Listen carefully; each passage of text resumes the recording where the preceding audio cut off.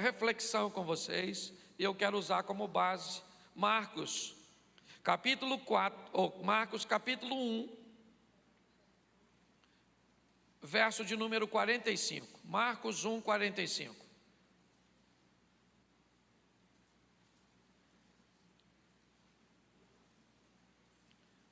Isso, se você está sem Bíblia, é só olhar aí. Diz assim a palavra: ele, porém, saiu e começou a tornar público o fato, espalhando a notícia. Por isso, Jesus não podia mais entrar publicamente em nenhuma cidade, mas ficava fora em lugares solitários. Todavia, mesmo assim, vinha a ele gente de todas as partes. Feche seus olhos. Senhor nosso Deus e Pai, em nome de Jesus, continua falando conosco. Usa-me, ó Deus, como um canal de bênção nesta hora, pelo poder do nome de Jesus. Amém. Glória a Deus. Amém? Isso. Jesus, ele estava estabelecendo um novo padrão. E o novo padrão que ele está estabelecendo tem a ver com simplicidade, tem a ver com a quebra de protocolos. Quando Jesus chega para atender e para lidar com as pessoas, o modelo religioso da época era totalmente oposto ao que ele busca oferecer agora. Não havia burocracia com Jesus. Ele era aquele que era capaz de dizer aos seus discípulos: evite o cordão de isolamento para que as crianças possam chegar, deixa vir a mim. Dificilmente um rabino aceitaria perto dele uma criança, uma mulher. Jesus começa a facilitar as coisas, e quando ele começa a facilitar, ele começa a oferecer acesso às pessoas que antes não tinham acesso. Isso, por um lado, acaba sendo muito bom, muito produtivo, muito benéfico, porque um número muito maior de pessoas vão poder ser atendidas. Mas isso também começa a ser prejudicial para ele em si e para muitas pessoas que às vezes saem de casa ou saíam de casa para ter um encontro com Jesus sem precisar de nada, apenas por curiosidade, e essas pessoas acabavam ocupando lugares de outras que tinham necessidade. O texto que eu usei com vocês, ele é um momento que Jesus cura um leproso. E quando ele cura esse leproso, ele diz ao leproso: olha, você vai e mostra ao sacerdote, você faz o sacrifício.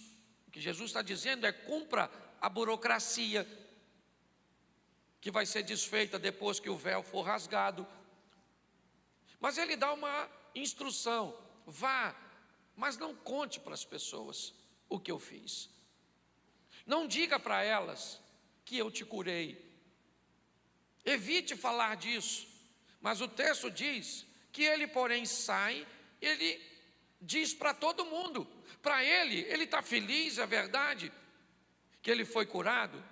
Para ele está proclamando o que Jesus está fazendo, e pode ser olhado por esse prisma, por essa ótica. Porém, ele está criando um sério problema para Jesus. Quando Jesus dizia para as pessoas: não contem o que eu fiz por você, é porque ele sabia que se isso tornasse público, está lá. Por causa disso, Jesus não podia mais entrar publicamente em cidade nenhuma. Agora, Jesus tinha que ficar meio que isolado, escondido. Ou seja, o acesso e a facilidade que ele trabalhava para obter acabou sendo prejudicado por causa do comportamento de algumas pessoas. E quando nós vamos olhar isso, eu quero mostrar essa simplicidade, porque se tornou tão simples que acabou ficando complicado. Ao longo da história, como ele quer agir, como ele quer fazer, como ele quer se relacionar, foi algo tão simples que ele veio ensinar, que algumas pessoas, para se beneficiar, me parece, de uma simplicidade que ele oferecia, de um caminho direto, essas pessoas então começaram a complicar novamente, para estabelecer dificuldade para que as pessoas se relacionassem. Quando nós vamos olhar para essa situação, coloca o capítulo 2, o verso 1. Capítulo 2 de Marcos, verso 1.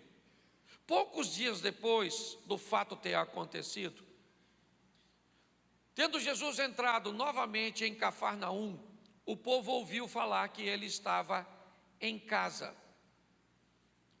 Então muita gente se reuniu ali, de forma que não havia lugar nem junto à porta, e ele lhes pregava a palavra. Esse é o texto que vai falar da cura do paralítico, daquele homem que desce pelo telhado porque não tinha vaga na porta. A tônica da minha mensagem hoje tende a criar uma linha acessível, mostrar para você que independente de quem você seja, independente do que as pessoas pensam a seu respeito, independente, de como você se veja, Deus tem um propósito.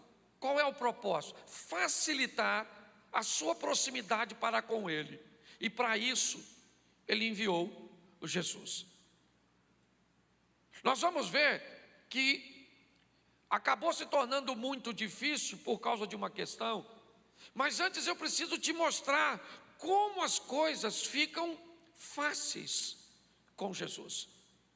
Um Deus que quer estar perto, um Deus que quer proximidade, um Deus que quer ser amigo e Deus. Ele só quer que nós saibamos diferenciar os dois tipos de relacionamento. Ele não diz que tem problema de ser nosso amigo. O que eu não posso é achar que por Deus ser meu amigo, Ele perdeu a autoridade sobre a minha vida, e por ser amigo de Deus, eu vou ganhar alguns privilégios no que diz respeito a pecado. Isso não é verdade. Quando eu me torno amigo de Deus, eu posso ter acesso a coisas que outras pessoas não têm. Eu já mostrei isso aqui no trabalho de manhã, quando Moisés era amigo de Deus e ele pede a Deus para ver a sua glória. Para que Moisés quer ver a glória de Deus? Ele ganhou o que com isso? Nada. Mas o que era essa conversa entre Moisés e Deus? Uma conversa de amigo. Deus disse: ó Moisés, esse é um negócio que quando alguém vê minha glória, morre. Mas eu vou quebrar seu galho, eu vou deixar você ver minha glória, vou botar você numa pedrinha que tem uma frestinha, aí eu vou passar, mas mesmo assim, para tu não morrer, porque tu é meu amigo, vou botar a minha mão sobre você. Quando eu passar, você dá uma olhadinha de costas, eu ouço essa passagem e eu descubro o quê? Que é um relacionamento de amigo, que eu também posso ter com Deus, viver coisas com meu Deus, porque Ele quer ser meu amigo. Quem é amigo de Deus, escuta Deus de forma diferente de outros, sente a presença de Deus em ambiente onde o outro não sente, vê coisa onde o outro não vê. Por quê? Por que Deus trata assim com ele? Porque ele não é só servo de Deus, ele é também amigo. Aí a gente já começa a achar: nossa, está falando isso porque quer ser mais espiritual que o outro. Deus falou comigo. Como é que Deus fala? Nunca escutei ele falar: problema seu. Se tu nunca escutou, fala de forma audível. Quem aqui já ouviu Deus falar audível? Assim, levanta essa mãozinha sua. Isso. Quem aqui já viu Deus, ouviu Deus falar lá no seu íntimo, no seu coração? Levanta a mão. Isso. E quem nunca ouviu nada de Deus, também levanta a mão. Então quem são vocês? Eu defini 3 grupos: o que ouve de um jeito, o que ouve do outro e o que é surdo. Deve ser. Eu estou brincando, obviamente. O que eu quero te mostrar é que Deus tem um relacionamento para cada um de nós personalizado. Não use a métrica dos outros para estabelecer a sua. Para de querer que Deus faça na sua vida o mesmo modelo que faz na vida do outro. Um cara ele chamou para quê? Aí, irmão, tu vai tomar conta do jardim, jardineiro, o Adão. E o outro? Tu vai fazer um barquinho, o Noézinho. E o outro? Rapaz, tu vai ser pai de uma grande nação, mas não tem filho? Pois é, por isso que eu entrei na sua vida, para fazer essa velhinha sua gerar um menino. Olha que beleza. E o outro mata gigante, e o outro corre até de anão. Isso aí, querido.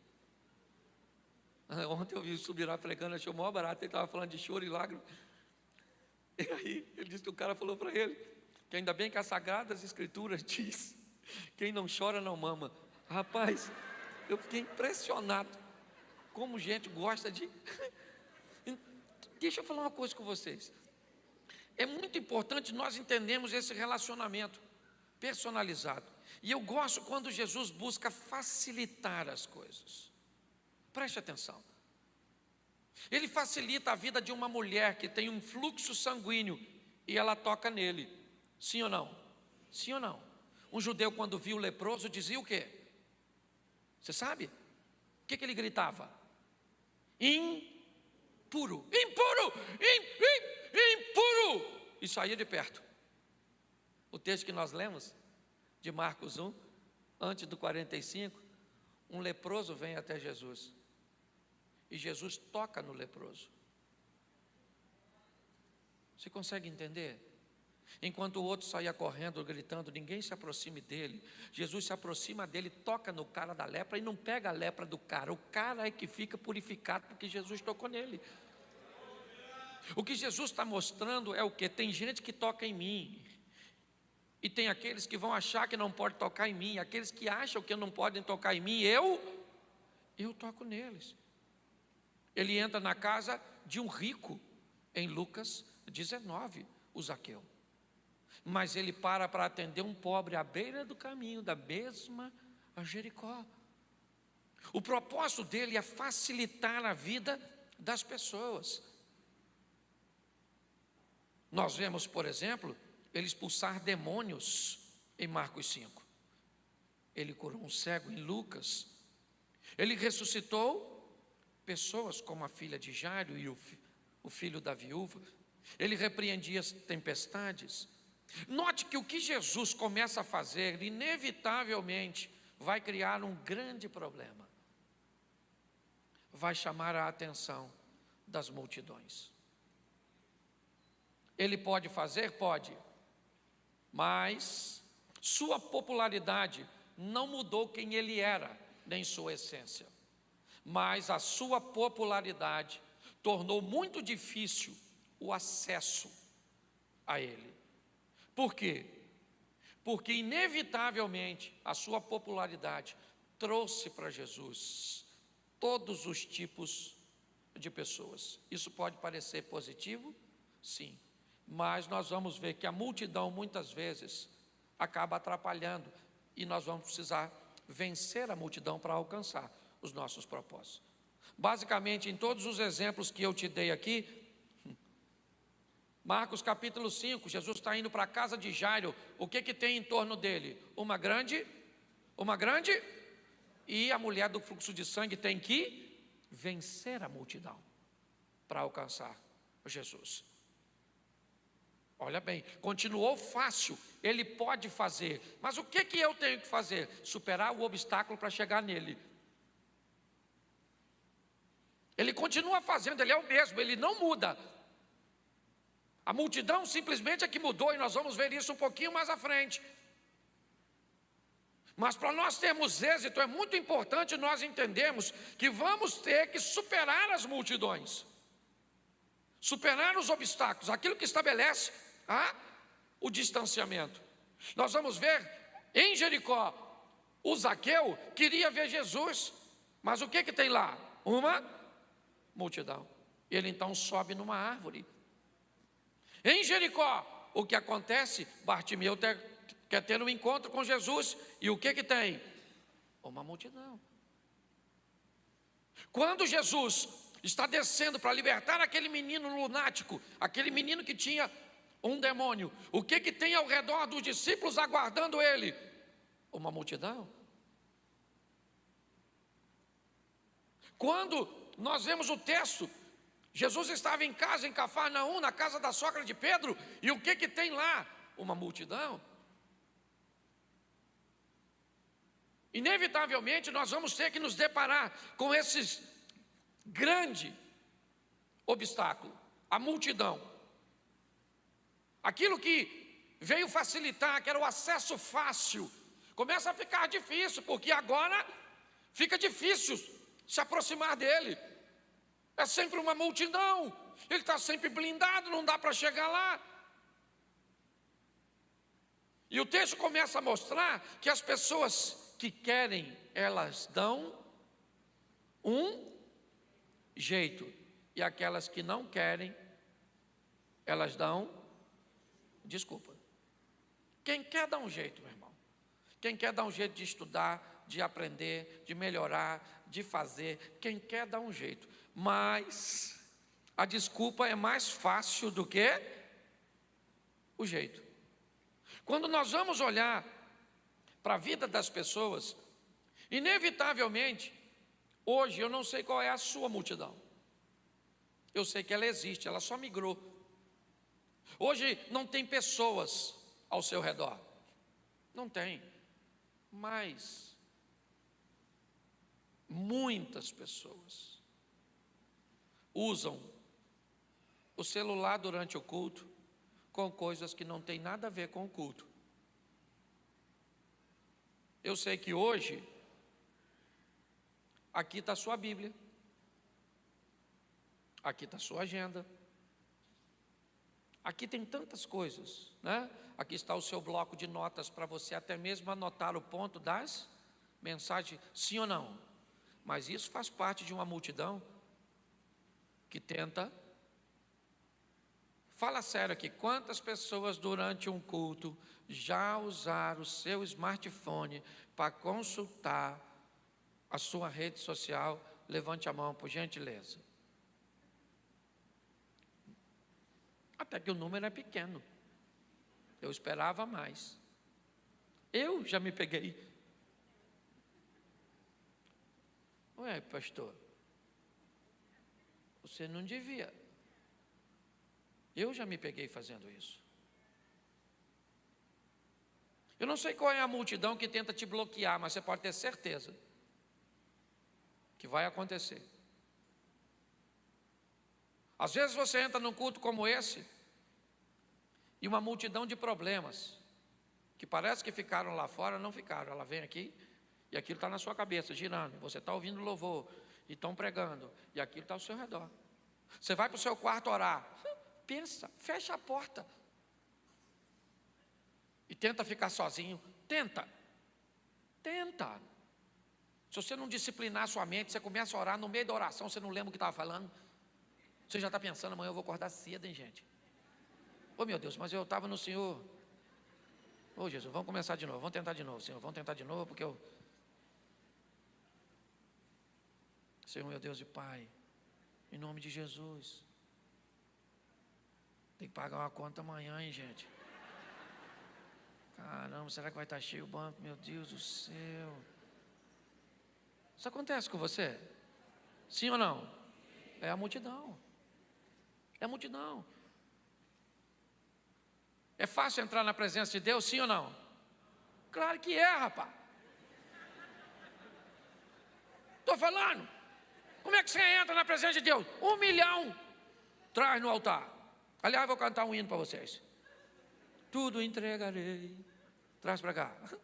Quanto paga para entrar na presença de Deus? Você precisa de que sacerdote? De qual? Precisa não? Precisa não? É só mudar o tom da pergunta que você já fica com medo de responder. Fala assim, eu sou livre. Ter acesso a Deus é fácil. Isso. Ah, não pode ter pecado para ter acesso a Deus. Ah, não. Então como é que ele vai ouvir pelo menos a sua primeira oração? Falei, Senhor. Eu fico até sem graça assim. Só escuta mesmo. Primeiro eu queria saber como é que é tanta gente. E eu às vezes falo assim. Por quê? Porque também é meu amigo. Aliás, Deus é o meu melhor amigo. Aliás, Deus, eu acho que no fundo, é meu único. Único. Eu fiz uma postagem de uma foto. Estão filmando isso? Vocês viram uma postagem no meu Instagram? Com a camisa do Brasil na Avenida Paulista? Sim ou não? Você sabe quantas pessoas deixaram de me seguir naquela noite? 63 mil pessoas.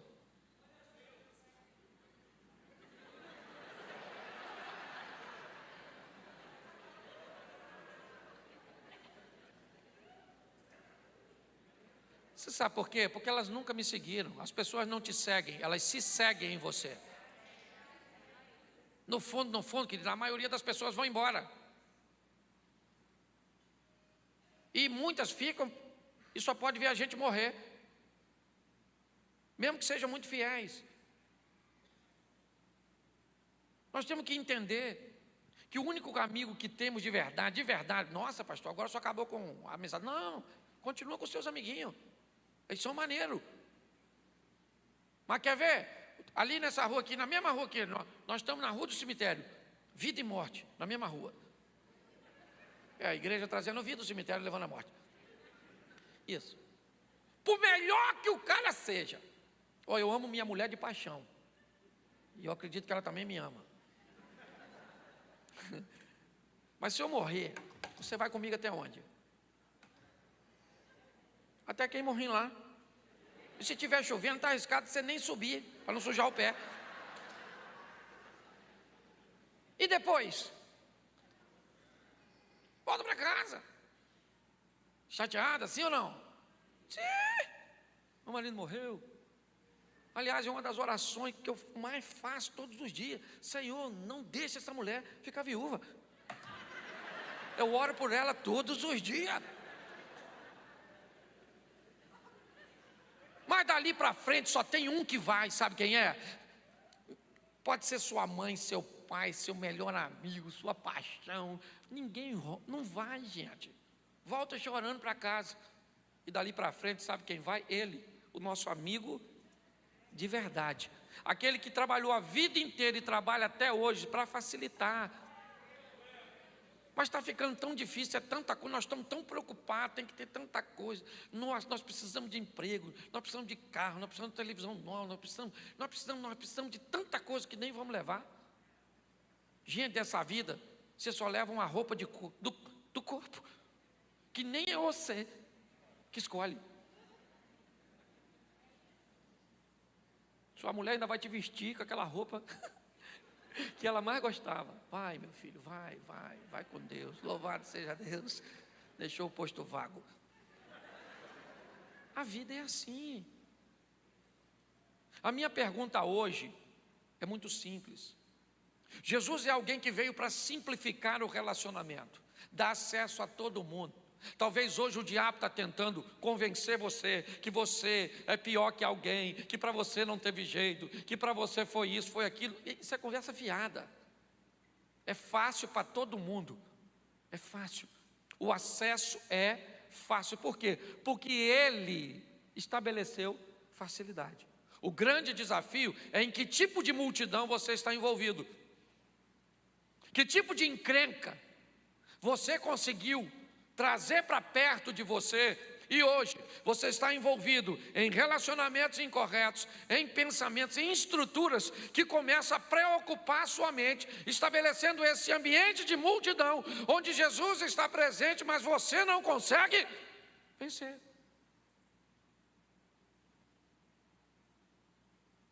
Quando nós olhamos para esses homens de Marcos 2, o que eles veem? O local onde Jesus está. E o que eles não veem? Jesus. Jesus está lá? Está. Ele está lá dentro. Como é que você sabe que ele está lá dentro? Por causa da multidão que está em volta da casa. Mas e aí? Eu preciso chegar lá. Mas não vai dar para chegar por causa daquela multidão. Pois é, mas nós temos que chegar lá. nós vamos vencer essa multidão. Elas estão, né, ou ela está ocupando os lugares de entrada. Mas nós vamos abrir um buraco no teto e nós vamos entrar com o nosso amigo pelo teto. Mas nós vamos superar a multidão que está lá fora e vamos nos colocar ou colocar o nosso amigo lá dentro. Eu não sei o que você está enfrentando hoje. Eu só sei que todos nós temos a multidão. Talvez hoje faça parte da sua multidão uma crise familiar. Talvez faça parte da sua multidão uma crise financeira. Talvez faça parte da sua multidão uma enfermidade. Eu não sei. Eu sei que inevitavelmente essa facilidade que Jesus buscou sempre trazer, toque em mim, eu toco em você, se você é rico, se você é pobre, se você está na rua, se você está em casa, se você é desse jeito, se o outro pensa isso sobre você, acha que você deveria morrer apedrejado, vem cá, eu tenho uma solução para você. Eu acho que nós estamos dificultando demais o caminho. É muito importante você olhar para você mesmo e dizer: esse negócio da graça é extraordinário, porque não é por merecimento, é porque Ele é bom, Ele resolveu fazer por mim. Saia daqui hoje, Elisa, vem para cá. Saia daqui hoje com o propósito de vencer a sua multidão. Elas aparecem do nada, trazendo angústia, trazendo tristeza, trazendo solidão, tentando convencer você de que você não tem direito, de que não vai acontecer na sua vida. Isso é muito comum. Eu acho que às vezes acontece comigo para que eu possa conhecer. Tem dia que eu levanto, ela sabe, eu falo com ela e digo: filha, hoje eu estou triste demais. Esses dias eu levei um abraço aqui de um irmão extraordinário, num momento muito difícil. Por quê? Por causa da multidão. Ela vai tentar impedir você de ter um encontro com Jesus. Ela não vai sair da frente. É você que tem que furar o bloqueio. Descubra se você vai achar um ponto de escape numa árvore, num telhado, se você vai ser obrigado a rastejar para tocar nas vestes, se você vai ter que ser capaz de ludibriar os discípulos fazendo a segurança, como a mulher da filha endemoniada de Marcos 7:24. Jesus entra numa casa, diz que não quer atender ninguém, o sistema de segurança está montado, mas ela fura o bloqueio, vai até lá para ter um particular com Ele. Descubra o que está te separando de Jesus, porque essa foi uma estratégia montada pelo maligno.